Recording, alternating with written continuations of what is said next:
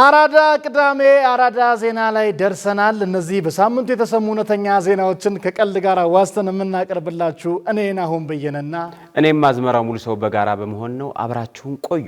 በትዳር ፍቺ የተበሳጨው ግለሰብ የራሱን ባለ 2 ፎቅ ቤት በኤስካቫተር መናዱ ተሰማ። ኖሮት ነው ያፈረሰው ይሄ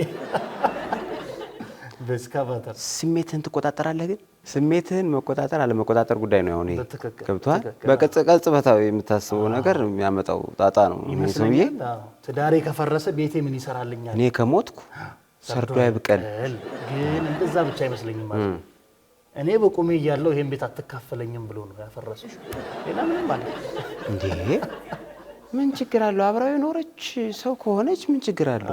አንዳንዴ እሱ ቀድሞ አፍርቶ ከዛ ስትመጣ የኔም ያንቺ ነው ብሎ በፍቅር ታውሮ ላሽ ልበል ስትለው አፈረሰው ይሆናል። እንግዲህ በሮማንያ ባለቤቱ የፍቺ የንብረት ክፍፍል ጥያቄ በማንሳቷ የተበሳጨው ይህ ግለሰብ ንብረቱን ላለመካፈል ወይም ላለማካፈል ላለማካፈል ሲል ለብዙ ዓመታት የኖሩበትን ባለ 2 ፎቅ መኖሪያ ቤት በኤስካቫተር በሙሉ አፍርሶታል። ኤስካቫተር ክራዩን እንዴት ይሻለው እንዴ? ረሄ በጣም የሚገርም ሰው ነው። አንዴ እኔም ትዝ ይለኛል ወደ እኛ አካባቢ ጭቃ ፎቅ አለ እና ጭቃ ፎቅ ከወንድሙ ጋር ተካፈሉ። ትንሽ ወንድሙ በጣም አግሬሲቭ ነው፣ ታችኛውን ቤት ያዘ። ትልቅ ወንድሙ የላይኛውን ጭቃ ፎቅ ያዘ። ከዛ ተጣሉ። ሲጣሉ ትንሹ በጣም አግሬሲቭ ነው። ቤቴን ያዝልኝ፣ ቤቴን ላፈርስ ነው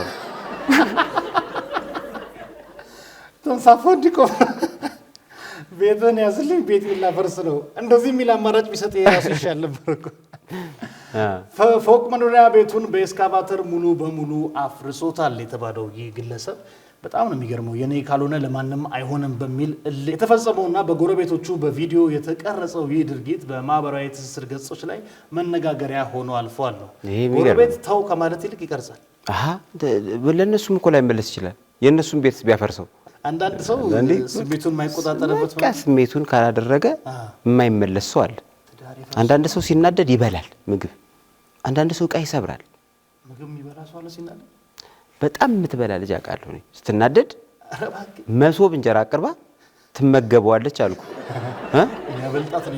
አንድ ሰው ግን ጎረቤት እኛ ያው በማህበረሰብ ውስጥ አይደለ ይኖር ነው። አንድ ባለትዳሮች ልጅ የላቸውም ነበር። ሁሌ ይጣላሉ። ልክ ትንሽ በተነጋገሩ ቁጥር በመጥረቢያ ሬዲዮውን በመጥረቢያ የሚሰበርለትን ሁሉ ቴሌቪዥን የለ ምን የለ በመጥረቢያ ክትክት ያደርገውና እንደገና ከ3 ወር በኋላ ደግሞ ይገዛሉ።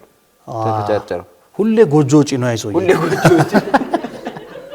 አሁን የሰውዬ ሊያገባ ይችላል እኮ ከዚህ በኋላ ቤቱ ለሱም ሊደርሰው ይችላል። በትክክል እኔ የምመክረው ተገጣጣሚ ቤት ከዚህ በኋላ እንዲሰራ። ከዚህ በኋላ ሲናደድ እንደ ፐዝል አፍርሶት በረድ ሲልለት የሚገነባው ግለሰቡ የአካባቢውን ሰላምና ደህንነት በማናጋቱ በቁጥጥር ስር የዋለ ሲሆን የሕግ ባለሙያዎች ድርጊቱ ካጋለጠው ከፍተኛ የገንዘብ ኪሳራ በተጨማሪ ለቀድሞ ባለቤቱ የሚከፍለውን የካሳ ክፍያ እንደሚያስከትልበት ገልጸዋል። አልቀረለትም። ነገርም ባያፈርስ ይሻል ነበር።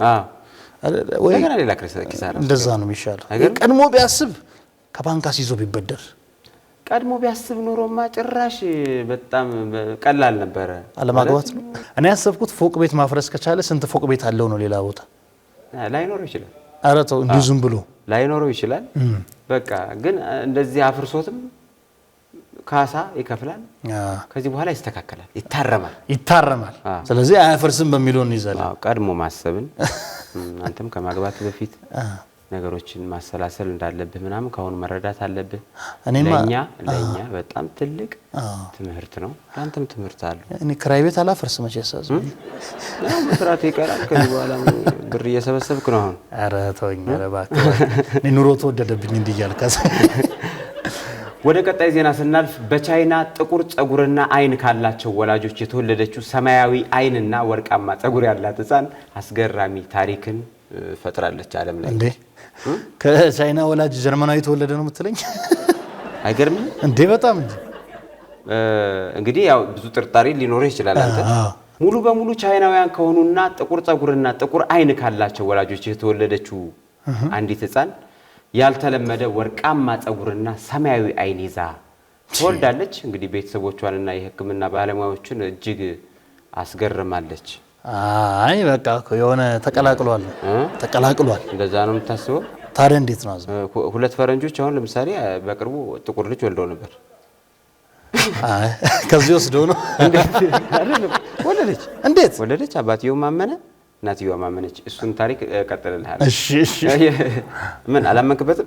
አባትየው አሳዘነኝ እንጂ አመነ ስትለኝ የህፃኗ መልክ ከወላጆቿ ገጽታ ጋር ፈጽሞ የማይመሳሰል በመሆኑ መጀመሪያ ላይ ጥርጣሬዎችን ፈጥሮ የነበረ ቢሆንም በተደረገው የዲኤንኤ ምርመራ ግን ሁለቱም ወላጆች የህፃኗ እውነተኛ ባዮሎጂካዊ ወላጆች መሆናቸው ተረጋግጧል። ግን አዝሚ በራስ አስበው እንታውን አሜሪካዊ ልጅ ቢመጣ ምን እንደምትለው? ተፈጥሮ እኔ ገና ተመርምራ አላለቀችም ብዬ ስለማስብ ነው ናሆሜ። ባለፈው አሁን ምንም እንግሊዝኛ ተናጋሪ በሌለበት ቦታ ላይ እንግሊዝኛ የምትናገር ህፃን ልጅ ፈለቀች። ምንም ሌላ ቋንቋ ማትችል ለዚህ ኢትዮጵያ ታስታውሳለህ? እንደዚህ ይሄ አሁን ትንሹ ነው፣ በጣም ቀላሉ ተመልከት። ወደዚህ ደግሞ ተመራማሪዎች እንግዲህ በጉዳዩ ላይ ባደረጉት ጥልቅ የዘረመል ምርመራ ለዚህ አስገራሚ ክስተት ምክንያቱ የቤተሰቡ የትውልድ ሐረግ መሆኑን ደርሰውበታል ማለት ነው። ስለዚህ በሳይንስ ሊመጣ ይችላል ለየት ያለ።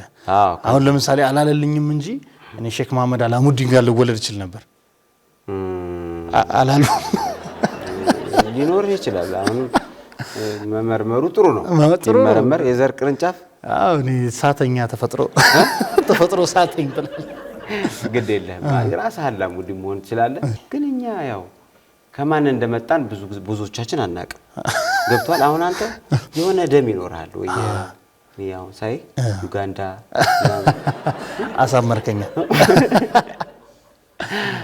እንግዲህ የህፃኗ አባት ከበርካታ ትውልዶች በፊት ወደ ኋላ ከነበሩት የሩሲያ አያቶቹ የተወረሰ የዘረመል ባህሪ ወይም ደግሞ ጄኔቲክ ትሬትስ በውስጡ ይዞ መቆየቱ ታውቋል። እንግዲህ በውስጡ ላይ ነበር በፊት ነበር ነው ዘረመሉ አለ። የሚገርም ነው። አንተ ተፈጥሮ ግን እውነትህን ነው። ገና ተመርምሮ አላለቀም ምንም።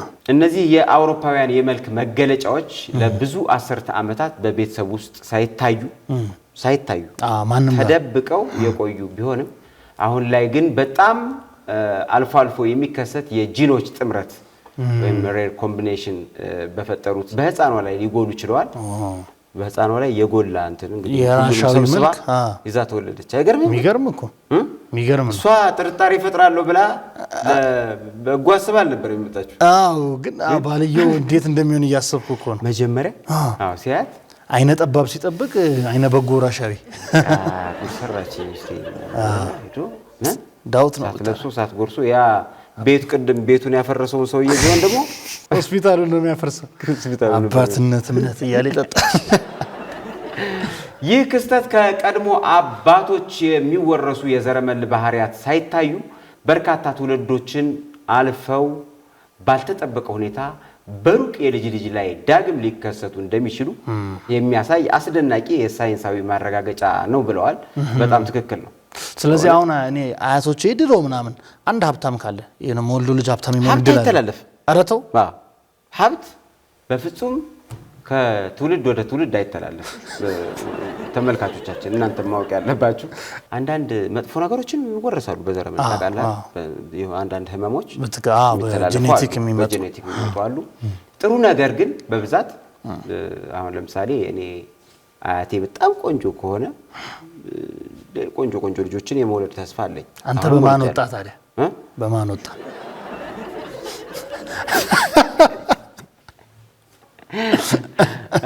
እንደዚህ ማፕል ሊያደርግ ይችላል የሚለውን ሰው ቢይዞ ጥሩ ነው። ሁሌ እናትን ከመጠርጠር ትክክል። አይ አባቶችን ዘር ቼክ አድርገው የሆነ ፈረንጅ ቀላቅለ ሊሆን ይችላል ትላለች። አሁን በአንተ ትውልድ ደግሞ አንተ ስታገባ ደግሞ ፈረንጅ ብትወልድ ሰው አግብተህ ፈረንጅ ሳላገባ አበሻ አግብተህ አይመጣው። እሺ ወደ ቀጣይ ዜና እንለፍ። ናሆሜ የቻይናው ጋኦ ካኦ የከፍተኛ ትምህርት መግቢያ ፈተና በሰው ሰራሽ አስተውሎት ኤአይ ታግዞ በሰላም ተጠናቀቀ ይላል። ጋኦ ካኦ ከባድ ፈተና ኢንትራንስ እንደማለት ነው እኛ ሀገር። አሁን ለሚማሩ ልጆች እያስተኮስን ነው ለትምህርት ሚኒስትር ወላይትኛ ተስላ ጋኦ ካኦ ሲል ቻይና በዓለማችን ላይ ካሉት ታላላቅና እጅግ ተወዳዳሪ ከሆኑ የከፍተኛ ትምህርት ተቋማት መግቢያ ፈተናዎች አንዱ የሆነው የቻይናው ጋኦ ካኦ የ2026 ዓመተ ምህረት ፈተናን ሰሞኑን ተጠናቋል የተባለው በዘንድሮ ፈተና ላይ ወደ 13 ሚሊዮን የሚጠጉ ተማሪዎች 13 ሚሊዮን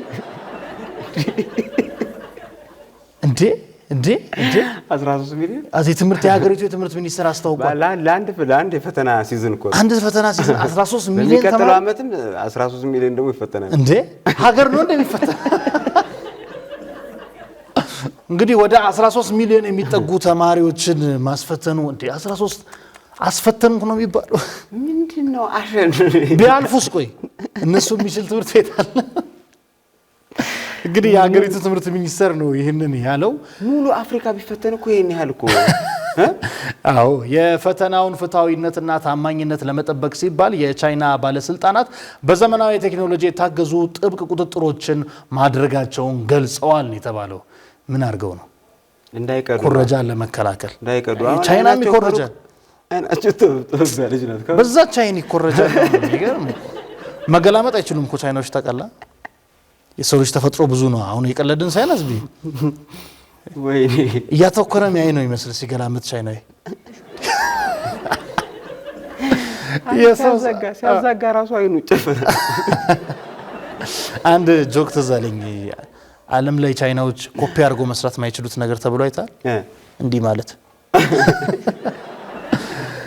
የሰው ሰራሽ አስተውሎት ኤአይ ቁጥጥር በከፍተኛ የፈተና ጣቢያዎች ላይ ማጭበርበርን ለመከላከል የላቀ የኤአይ ክትትል ካሜራዎች ስራ ላይ ውለዋል የተባለው። ያው በድብቅ የሚገቡ የኤሌክትሮኒክስ መሳሪያዎችንና ዘመናዊ ስልኮችን ለመለየት ጥብቅ ፍተሻዎች ተካሂደዋል። ተማሪዎችም ያለምንም እንግልት መፈተን እንዲችሉ የትራፊክ ቁጥጥር፣ የድምጽ ብክለትን የመቀነስ ስራ፣ የድንገተኛ አደጋ ጊዜ አገልግሎት በስፋት ተሰማርተው ሰንብተዋል የተባለው። እንዴ ፈተና ነው፣ ጦርነት ነው፣ መንገድ ምናምን ተዘግተው ነው የሚፈተኑት። አይ ምን ያህል እነሱ ትኩረት እንደሚሰጡ ግን አይ ለትምህርት ትምህርት ቤት እዚህ ቢሆን በዚህ በመኪና አታልፍ እንትን ነው ድምጽ እንዳይረብሻቸው አይመስልም እና ቴንሽን ይሆናሉና ፈተናውን በአግባቡ አይወጡትም ብሎ ያስባሉ። ግን እንደዛ መኪና ሲል ሚሉ የሚመልስ ተማሪ አለ መልስ የሚያቃጥል። አይ የሚገርም ፈተና ላይ ብዙ የሚቀዱ ሰዎች አውቃለሁ። እንዴት ነው እንጂ እኔም አውቃለሁ። ምን ልትል ነበር? አንድ ሰው ደወለልኝና ከ11 ዓመት በኋላ ምናምን ደውሎልኝ አዝሜ ምርጥ ቦታ ደረስካ ምናምን አለኝ። ፈጣሪ ይመስገን ቆንጆ ነው። ይዛኔም እኮ ይታወቀኝ ነበር እኮ እዛ ስነ እየተማር ይታወቀኝ ነበር እኮ እንደዚህ እንደምደርስ ምናምን። አመሰግናለሁ። ባላስቀዳ ይቆጨኝ ነበር። አንተን እንኳን አስቀዳው እንዴ? ግን ያስቀዳ ኮሜዲ ነው እንዴ? አይደለማ። ኧረ በፍጹም እዚህ ግዙፍ ክዋኔ የጋኦ ካኦ በቻይና ማህበረሰብ ውስጥ ያለውን ትልቅ ቦታ የሚያሳይ ነው። ፈተናው ለሚሊዮኖች ተማሪዎች ዩኒቨርሲቲ መግቢያ እድል ብቻ ሳይሆን የወደፊት የህይወት አቅጣጫቸውን የሚወስን ወሳኝ ምዕራፍ እንደሆነም ይታወቃል የተባለው። ጋኦ ካኦ ምንድነው? የፈተናው ዛረቃል ነገር ነው። ጋኦ ካኦ ጋት ምናምን እንደምንለው ጋኦ ካኦ በጣም ከባድ ፈተና ባይዘው ያለቅሳሉ ተማሪዎች ምናምን። አሁን ይህ ጥሩ ተመክሮ አይመስልም ለኛም ሀገር? አዎ ግን 13 ሚሊዮን በጣም ብዙ ነው። በጣም ብዙ 13 ሚሊዮን ተማሪ ለዛ ሁሉ የኤአይ ካሜራ መግጠሙ ራሱ እኔ ካኦ ጋኦ የህይወት ፈተና ብለናል። በጣም ሆነ ብቻ ግን አገሪቱ ለትውልዱ ለተመረጠችውን ትኩረት በጣም ሳናደንቅ አናልፍ። ወራስ ለመናገር ዜናዎቹ ይሄን ይመስሉ ነበር። ከዛ ስማ ውጣ አልኩት፣ ውጣና አናግረኝ እንዴ ማን በሰው ቤት ገብተህ መተኛው አልኩት። እኔ ኳስ ላይ ሲሄድ አይገርምም እንዴ? አንተ አፍርም አለማፍር አልተደበቀም፣ ቢያንስ አልተደበቀም። ፊት ለፊት አልተዘጋም። አራዳ ቅዳሜ አራዳ ዜና የሳምንቱ ይሄን ይመስል ነበር። ፍቅርና ሰላም ለሀገራችን፣ ሳቅና ተድላ ለህዝባችን ይሁን። አራዳ ቅዳሜ ይቀጥላል። እናመሰግናለን። ከዛ የደቡብ አፍሪካ በረኛ ደግሞ ያለቀሰ የሱ ነው የተባለው። አልተውም አለች። እንዴት ተመችቶኛል እሱ አለች። እስከ መጨረሻው ድረስ ከኛ ጋር ስለነበራችሁ እናመሰግናለን። የምናዘጋጃቸውን አዝናኝ ቪዲዮዎች ማየት ከፈለጋችሁ እዚች ጋር ጠቅ ያድርጉ። ሰብስክራይብ የሚለውን ደግሞ እዚህ ጋር ጠቅ ማድረግ እንዳትረሱ። በቀጣይ ቪዲዮ እንገናኝ።